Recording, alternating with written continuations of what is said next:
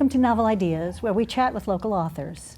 I'm Carolyn Luck, and this evening, of course, I'm here with my co-host, Josh Brogadier. Great to be with you as always, Carol. And we have a special guest tonight. Francisco Stork is with us. Maybe you don't know him, you're about to. It's pretty exciting. You are a retired attorney and an author now. I am, yes. I retired a couple of years ago after 33 years of practicing law. That's it? And my brain's still working. Good. Yes. So, yeah. So you started actually really writing when you were very, very young, but you've had quite a journey, and a lot of that's reflected in what you write. So would you tell us a little about where you came from? And Well, I was born in Mexico. My mother was a single mother, and Charles Stork, my adoptive father, married my mother and adopted me when I was 6, and decided that he wanted to bring his small family to the United States. So we came to El Paso, Texas, and that's where I grew up. And I've always, I always wanted to be a writer. And I wrote a lot in high school, started keeping a journal, which I pretty much still do, every day. But then I went to college in Alabama for 4 years, and after that I got a scholarship to go to Harvard to study graduate school in Spanish literature, with the thought of that I could be a college professor and write. But while I was there, I kind of found out that the kind of writing that Harvard wanted you to do, and it was not the kind of writing that I wanted to do. So I left after 4 years and went to law school. I went to Columbia Law School in New York, and had this great idea that I could be a lawyer and then write on the side. So little did I know then the time that was required to be a lawyer was just just too much. And so I was still wanted to write. I wrote in a journal, but it wasn't until I was 40 years old that I said, now it's the time to do it, if I'm ever going to do it. So I started writing my first novel then. And then I was published by a small university press in Arizona, which, the book sold maybe 50 copies, and I bought 25 of them, I think. So what was your first book? The book was called The Way of the Jaguar, and it was about a lawyer who was having a midlife crisis.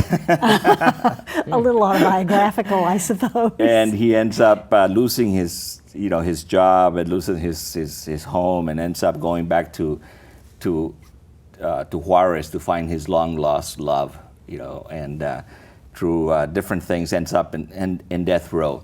So that tells you a little bit about the state of mind that I was in when I wrote that book. Now, so much of what we write is actually, of course, about who we are. And I'm wondering how your childhood influenced some of what you write about. And obviously you're in Mexico. What year did you move, or how old were you when you moved to the United States? I was 9 years old. And then we lived in El Paso, Texas. My father died when I was 13, but my mother and I decided to stay. Until I went to college, that's the place where we lived. I mean, how that has influenced me is that I always go back to those places where I lived. When I was most of my novels either take place in the Southwest or in Texas, and they all have Mexican Americans as their main main character. So I think that's definitely the influence of my upbringing. Well, what about the language? I mean, here you came from Mexico and you're in Texas and you're going to school at 9 years old. Did you have enough English or mix of English from? I didn't know any English when I came to the United States. We came on I had like a summer to kind of get ready for school. And at that time I was supposed to enter the 6th grade, and I was in the 6th grade for a couple of weeks, and I just couldn't do it, and they moved me back to the 5th grade, and kind of I struggled along, but you're not really aware that you're learning a language at that time. You just sort of immerse yourself into it, so it came. Mm-hmm. Francisco, I'm always very interested in the writing process, how you even get started. What sorts of things that you used to get going. So in your case, you weren't probably doing a lot of writing while you were practicing as an attorney, right? I mean, that just took too much of your time, or were you still at that point kind of getting going? Yeah, I think I always, I always kept a journal, which is kind of a private journal that I knew nobody would see. Sure. And I poured myself into writing. It was almost every day. It was a habit that I had. And then when I was 40, so this was a good 25 years into practicing law. I did make time. I made time for it. Either by getting up at 4 o'clock in the morning and writing for a couple of hours before I took the train to my law place, or in the evenings. So a book. The first book took for like 5 years. Okay. To write. And just to follow up on that writing process question, when you were doing that, and still now, do you have a specific place that you like to go, or do you need to be in total quiet? Some people like to be in a coffee shop, or they type things as opposed to handwriting things. What is your process? No, I think I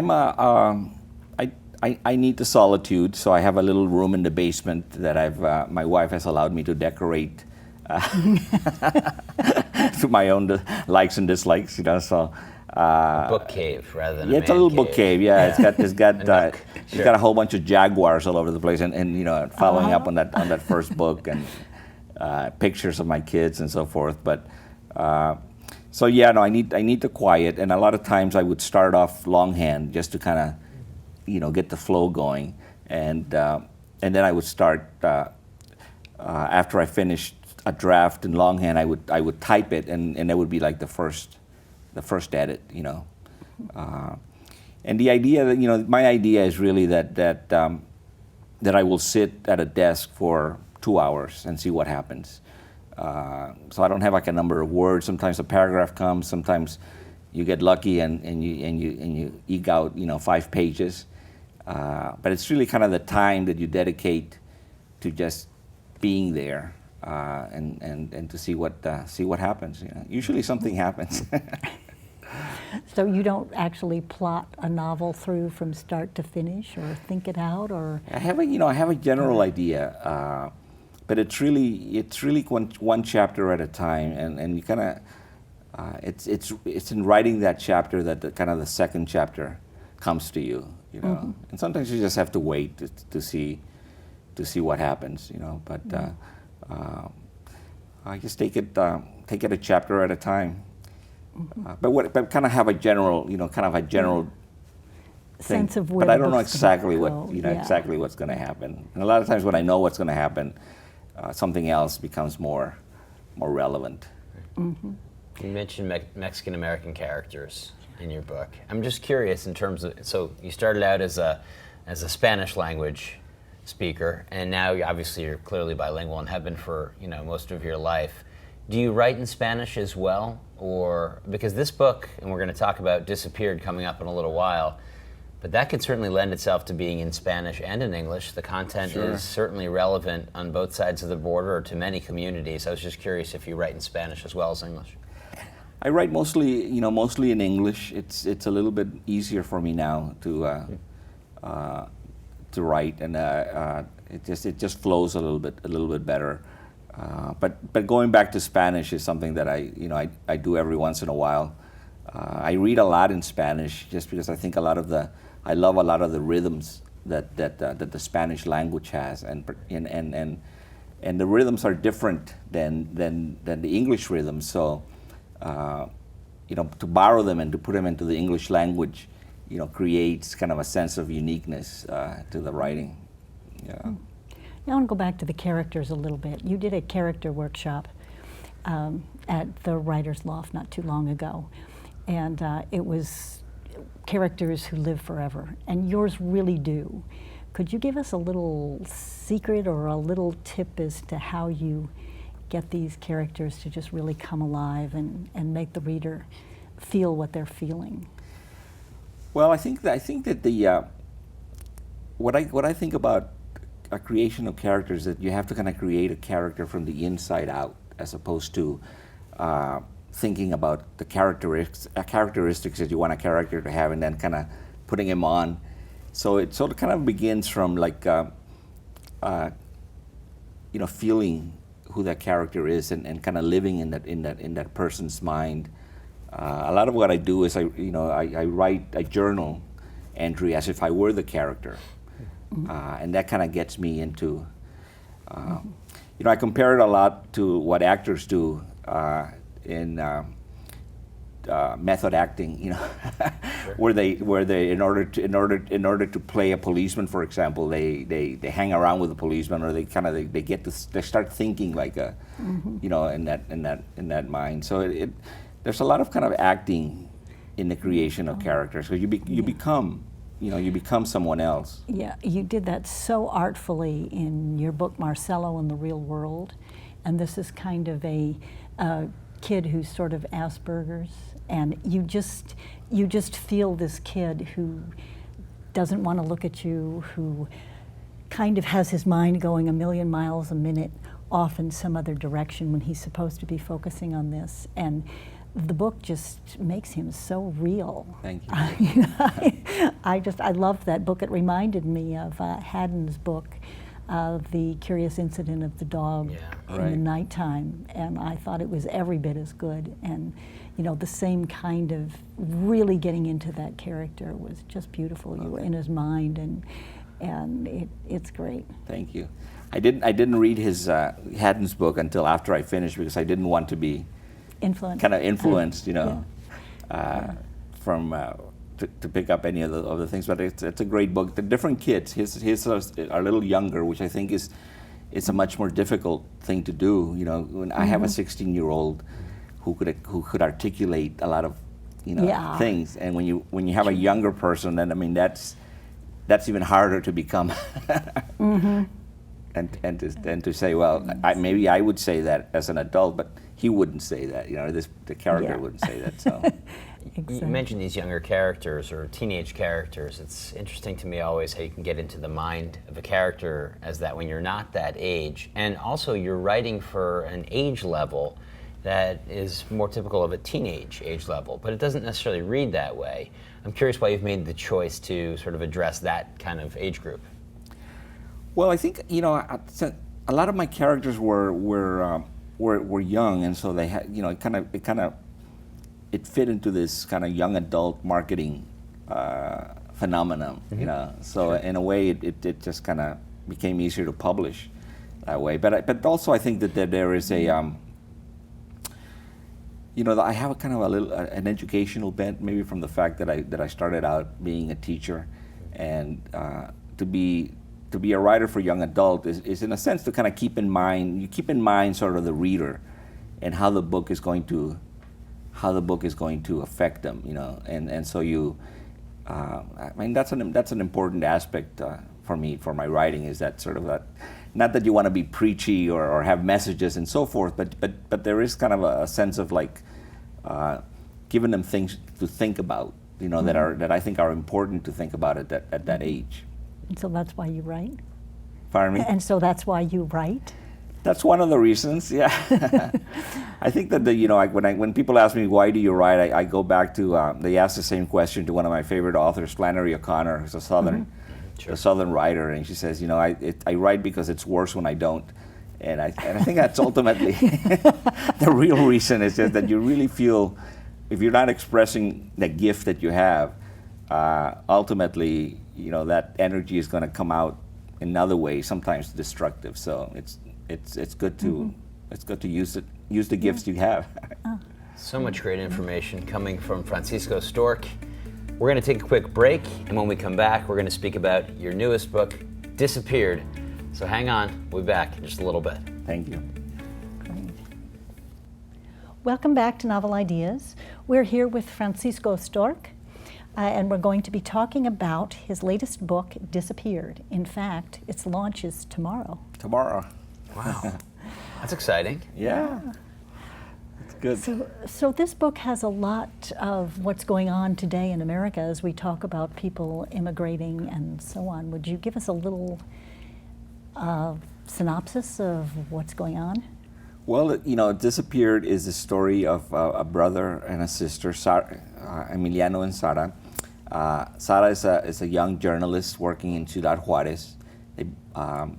and she writes a weekly column on one of the on a disappeared the women who have disappeared in Juarez. Usually, sometimes they are found a couple of weeks later. Their bodies are found, and sometimes they just never return. But from a period of about 10 years, from the 1990 to 2010, there are estimates of as many as 4,000 women who went missing. This doesn't take place during that time. It takes place later, but there's still disappearances. But now the number of disappearances is not quite as high, is what the fathers of the city like to say. You know, we're comparable to other big cities in terms of the crime rate, which means that instead of 20 a week, they're down to 5. But she writes about the women who have disappeared, and slowly she begins to discover kind of a web of corruption involved in the disappearance of these women, and she begins to get threats. Her brother is kind of a big, great soccer star in high school. Has his little business making piñatas and selling handcrafts on the border and so forth. He wants to be rich. He's to support his family, but also because he wants to win the love of the beautiful Perla Ruby, whose father is wealthy, and they probably will not accept Emiliano unless he himself is rich. So this is a story of the kind of the physical and moral dangers that these two young people face, and what brings them to the decision of eventually having to cross into the United States. Mm-hmm. Yeah, now the parents play a significant role here as well, that the father has made his decision of how he's going to do better for the family. Yeah. You want to fill us in on that? The father had left 5 years before to make a living in the United States, and he has decided that he wants to stay. He's found somebody else, and he started a new life, and that this creates, particularly with Emiliano, a very kind of a source of conflict and a kind of a dislike for everything American. In many ways, they took the United States took his father.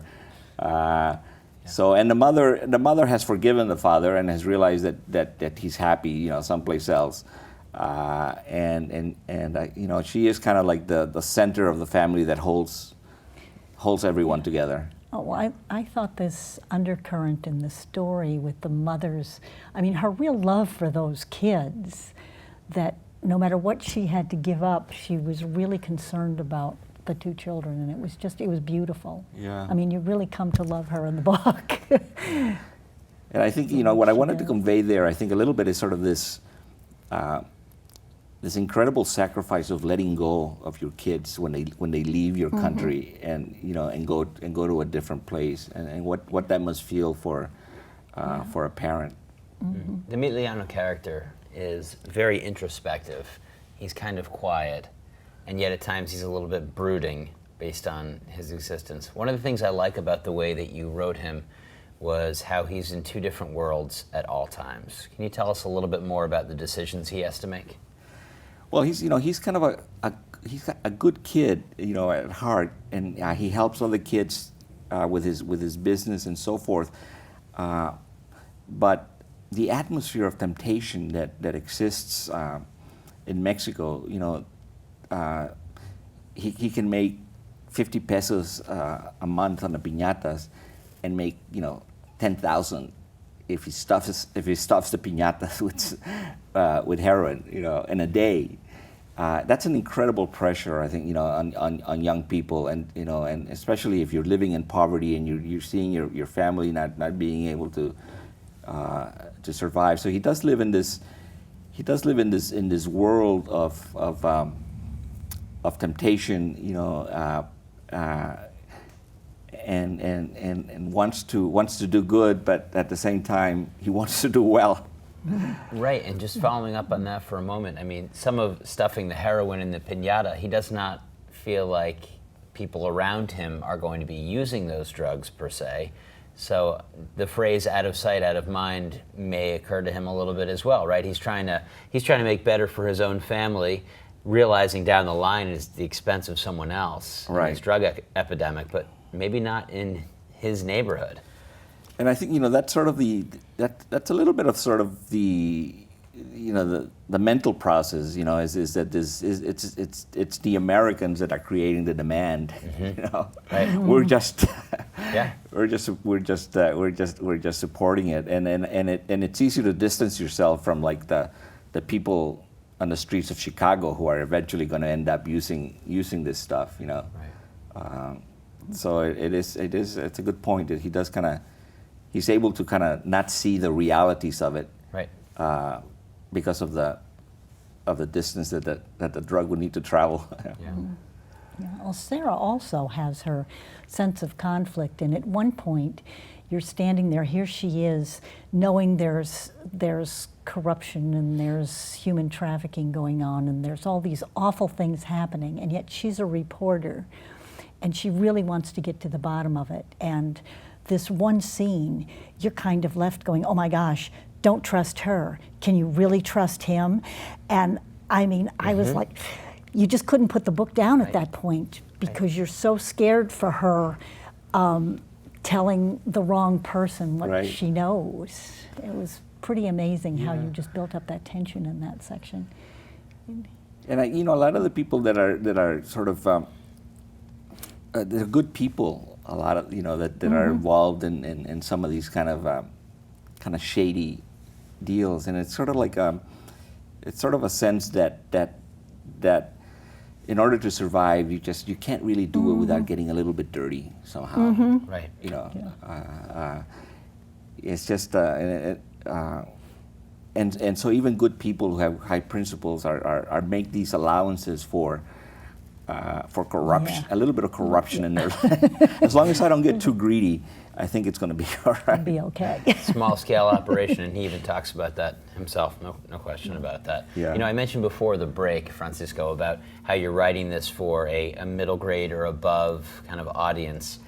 And what I found was interesting is you keep the story intact and the danger that this brother and sister are going through without any gratuitous violence or sex that is very characteristic of this kind of book. I'm curious if that was a conscious choice that you made, or was that something to fit in with the genre? Because I didn't think it lacked for the way it was told. I think that if you're that there's definitely a certain boundaries in the kind of the young adult publishing world that you can publish things with violence and sex, but it takes you into a different category. I want my books to be used in schools, for example. Sure. But it's also I'm kind of comfortable not finding a way to convey immorality and convey sort of like the realities of corruption without the explicitness of it. Yeah. Or dangers, for example, and I think there's a way to do it to keep suspense without necessarily doing that. So, personally, I feel better doing that, and it also has this other kind of publishing side to it. Yeah. Mm-hmm. Well, I still don't feel like these are necessarily young adult books.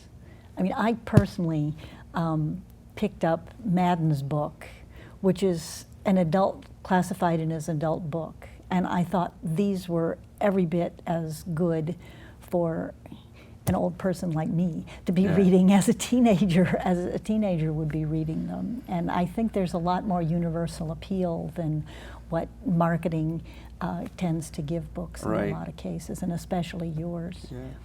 I don't feel, when I'm writing these, I don't really feel like I'm like I have to do something different in order to write for the young adults. So I kind of just I am myself as I write. I mean, I'm aware of certain things that I don't want to write about.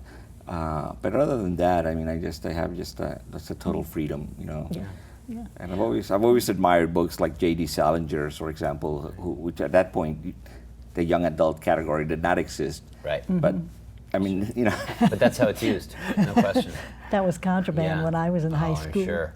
Would you read a short that would passage be really for us? nice. Sure. We'd love to hear a little bit of prose this. Is is so disappeared, rich. of course. This is just a paragraph from when Emiliano and Sarah cross the desert, and Sarah has he's by himself now. Sarah has to leave, and he has, despite his experience as kind of a Boy Scout, in Mexico, he has an infection on his foot because he stepped on this cactus, and he's suffering from dehydration, and he's lost. So this is some of the thoughts that come to him when he's out there by himself. He's dying. The certitude comes to him as soon as he opens his eyes and sees the indigo sky. Somewhere out there, the sun is sinking into a horizon he cannot see. He is dying. It's a fact as solid as the rock he leans against.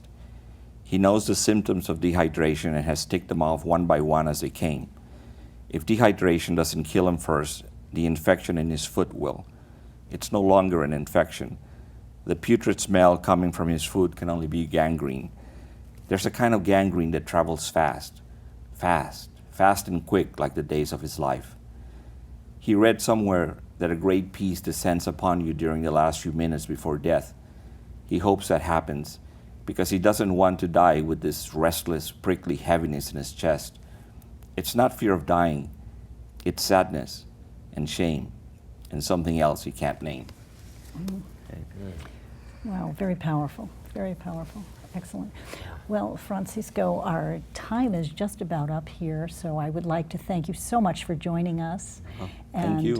For being a part of our show. It's just great to talk with someone, and particularly on a topic that's so relevant today as we think about people coming over the border. And if people want to get this book, they can go where? Well, all the online sites have them. I'm having a Wellesley Book we're having a little lunch party Thursday at 7 p.m. Nice. And your website too? Can you get and my it website, franciscostork.com. Okay. Would talk about this book and my other books as well. Terrific. Oh, wow. Well, we'd like to thank Access Framingham for making this show possible. It's always a lot of fun. And thank you to my co-host here, Josh. We always have such a good time doing this. Happy to be here. It's great to be with you. And thank you to our viewers. We'll see you next time. Thank you. Thank you so much.